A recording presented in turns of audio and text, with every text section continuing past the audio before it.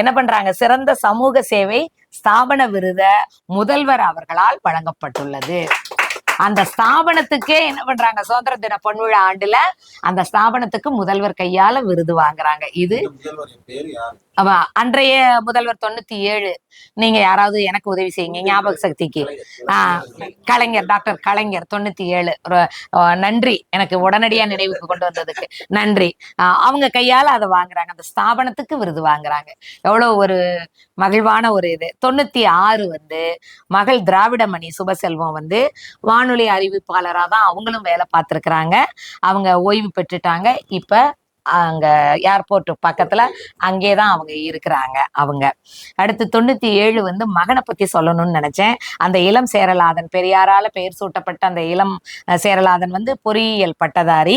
அவரு உடல்நல குறைவால 2013 அவர் இறந்து போயிட்டாரு அவரு.